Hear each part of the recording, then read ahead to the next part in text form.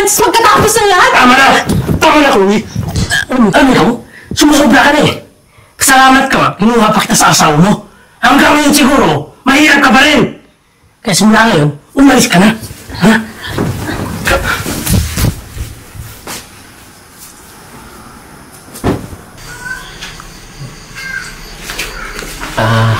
Chloe, papasok na ako. Nakaready na ba yung pagkain ko? Nahihimang ka na ba, Jeboy? Eh wala kang binibigay ng pera sa akin, pambili ng mga pagkain dito sa bahay, tapos mag-e-expect ka? May niluto akong sinaing para sa'yo? Eh, Chloe, kala ko naman nagawa mo na ng paraan. Ako na nga'y gumagawa ng lahat dito sa bahay. Tapos pati ba naman sa pera, sa akin mo pa iaasa? Eh, Chloe, hindi pa kasi binibigay ni Boss yung sahod ko eh. Pero, huwag ka mag-alala. Ako na lang gagawa ng paraan para magkapera tayo. Ilang beses mo na yun sinabi, Jeboy? Ilang buwan ka na hindi nagbibigay ng pera? Ilang buwan na akong nagtitiis? Alam mo, ako na lang makikipag-usap dyan sa boss mo. Tutal, di ka marunong dumiskarte.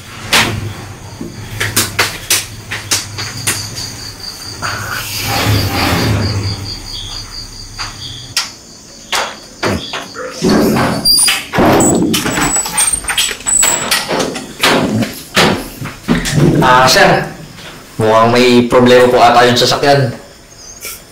Naglolo ko po eh. E di ayusin mo.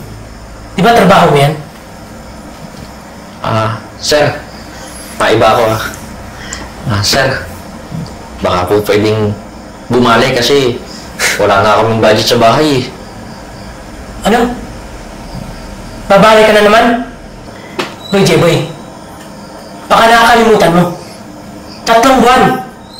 Nag-advance ka sa akin. Alam mo, huwag ko sa'yo. Dalhin mo na yung kotse sa kasa. Ipaayos mo. Dahil may lakad ako mamaya. Sige po, sir. Wala ka na mukhang bibig kundi pera.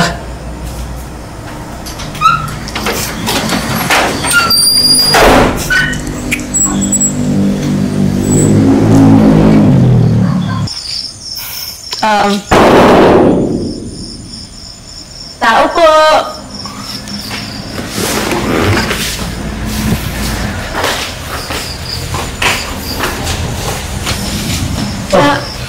Anong ginagawa mo dito? Magandang hapon po, Sir Francis. Pasok ka. Salamat po.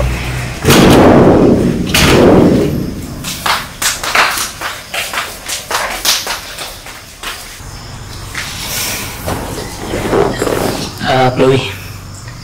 Ano bang sadya mo? Eto na nga po, sir. Ang dami kasi namin bayaran sa bahay. Hindi na kami nakakapagbayad ng bills, tubig, kuryente.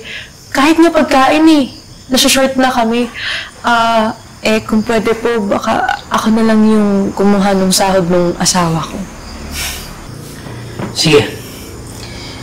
Ibibigay ko yung sahod ng asawa mo. Pero, sa isang kondisyon.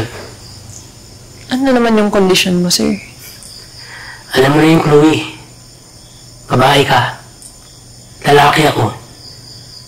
Alam mo na yung pangangailangan ko.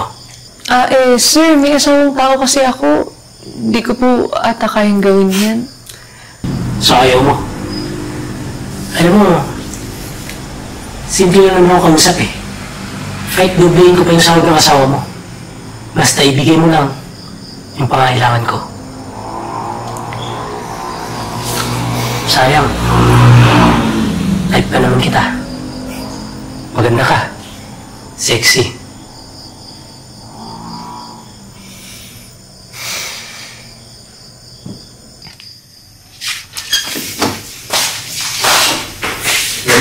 Sir! Sir!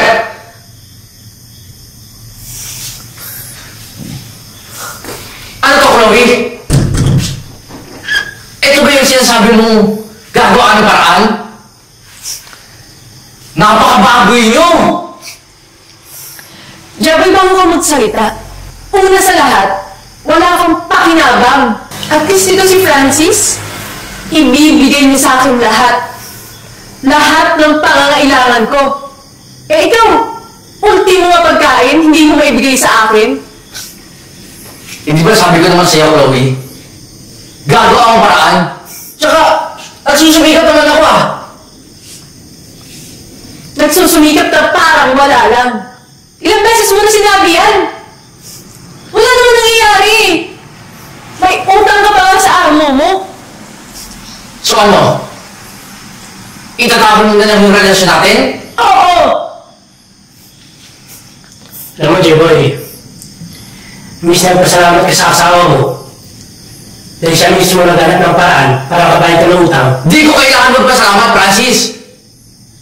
Papasalamat ako sa kababuhay niyong ginawa! Sa kababuhay niyo! Ngayon, di ko kailangan magpasalamat sa inyo dahil ang utak niyo, utak basura! Alam mo, dami mo sinasabi. Umalis ka na lang. Talagang aalis ako. Tsaka ikaw, Chloe, itong tatandaan mo. Wala ka nang babalikan. Magsama kayo. Parehas basura. Alam mo, huwag mo nang isipin yung asawa mo. Dahil dito sa bahay na to, gagawin kitang prinsesa. Babaguhin ko yung buhay mo. Basta, ibigay mo lang yung gusto ko. Alam mo, mas mabuti pa. Mag-shopping na lang tayo. Bibiling ko lahat ng gusto mo. Haliga. Ano, tara? Tara.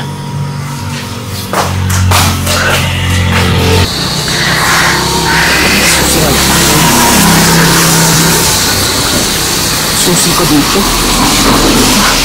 Buka. Naatakay na naman. Ano po nangyari sa'yo, ma'am? Ma'am! Kuya, yung gamot ko nasa bag. Ito po! Buksan ka po! Kaya pa yung gamot ko po. Ito po, ma'am!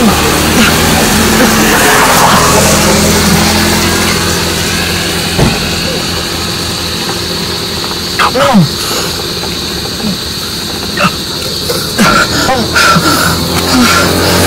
Ano ba naman?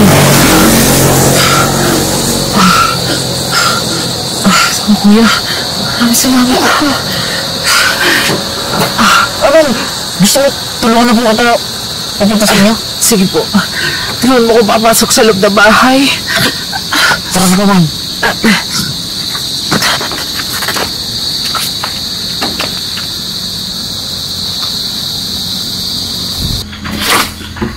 Ma'am, dahan-dahan lang po ah.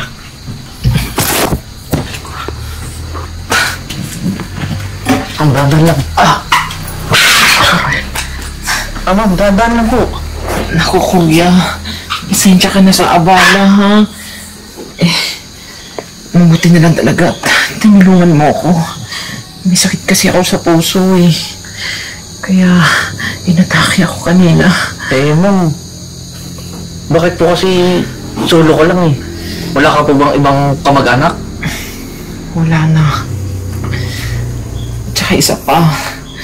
Kung hindi dahil sa'yo, baka wala na ako.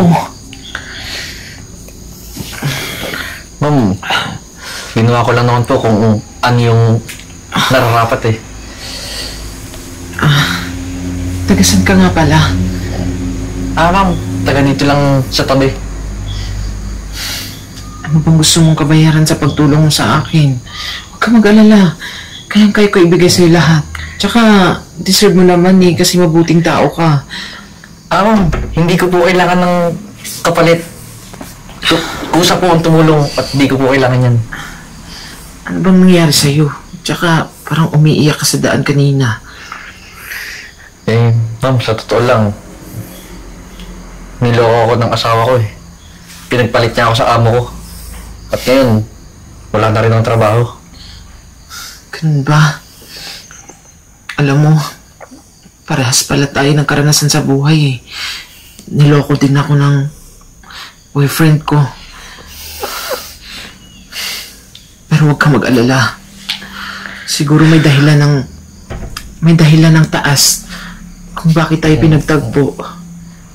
Gusto kitang tulungan. Para umangat sa buhay. Bibigyan kita ng 1,000,000. Ma'am, Hindi. masyadong... Hindi. Huwag kang mag-alala kasi marami naman akong pera eh. Tsaka yung 1,000,000, hindi pa nga sapat bilang kabayaran yun sa pagtulong mo sa akin eh. Alam mo kung hindi dahil sa'yo, wala na ako ngayon. Kaya, huwag mong sabihin na utang na loob mo to. Kasi nagkusa akong ibigay sa'yo to. Bibigyan kita ng 1,000,000 para makapagsimula ka ulit. Bumangon ka, lumaban ka, at balikan mo yung mga taong nanakit sa'yo. Magpatuloy ka sa buhay. Ma'am, Huwag kang panghinaan ng loob. ma'am, nakakayaman po pero... Ma'am, masyadong malaking pera po yan eh. Ang gusto ko, gamitin mo sa maayos na paraan yung perang ibibigay ko sa'yo. Magnegosyo ka, mag-business ka, lahat-lahat. Basta siguraduhin mo na papaluguin mo ito. Makakaasa ba ako sa'yo nun? Ma'am, opo, makakaasa ka po ma'am. Tsaka, ma'am, maraming salamat po kasi malaking tulong po ito sa akin. Ayaw ko man pong tanggapin pero ma'am, para natin po makapag-umpisa ako. Tama yan. At bilib ako sa kakayanan mo. Naniniwala ako sa'yo. Paano ma'am? Mauna na rin po muna ako Sige. Bumalik ka dito. Kinabukasan ha. Pag-uusapan natin lahat. Sige po ma'am. Maraming salamat po. Tsaka magpahinga ka na rin po ma'am. Salamat. Sige po.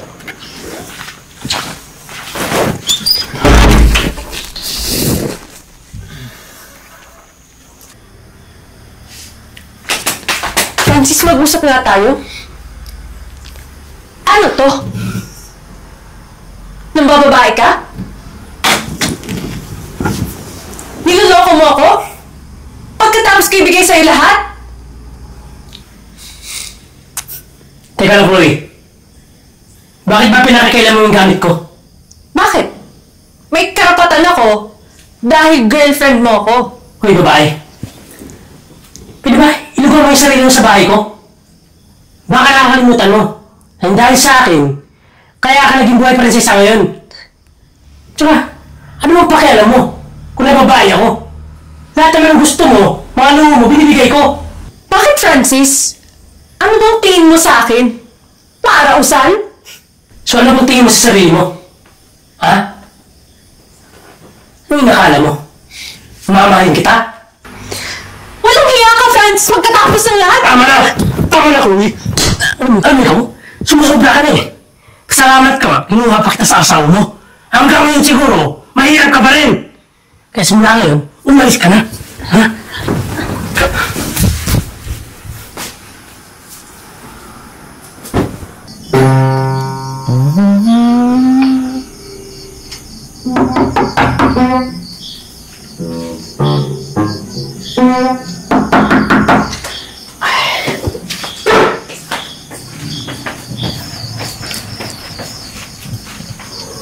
Oh, ginagawa mo dito? Jeboy, pwede ba kita makausap? Mabuo ka.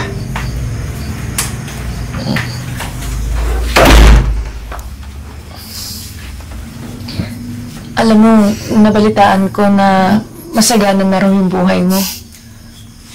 Yumaman ka na. Buti pa kayong ibang tao eh. Tinulungan ako. Tsaka sa totoo lang, itong bahay na to, binigay niya sa akin to. Tsaka lahat ng ari-arian niya, binigay niya rin sa akin. Eh ikaw, yung panahon na kailangan kita, anong ginawa mo? Kaya nga pinagsisisihan ko na lahat, Jeboy. Andito ako para makipagbalikan sa'yo. Bigyan mo ako ng second chance. Chloe, pagkatapos ng lahat ng ginawa mo sa akin, ng pambababoy mo, tingin mo babalikan pa kita? Chloe, matagal na ako nakamubon sa'yo. Di ba sabi ko naman sa'yo, wala ka nang babalikan? Huwag ka mag-alala. Napatawad naman na kita eh. Pero di na natin mababalik yung tulad ng dati. Kaya, pwede ba? Umalis ka na. Jeboy, Hindi na, Chloe. Umalis ka na.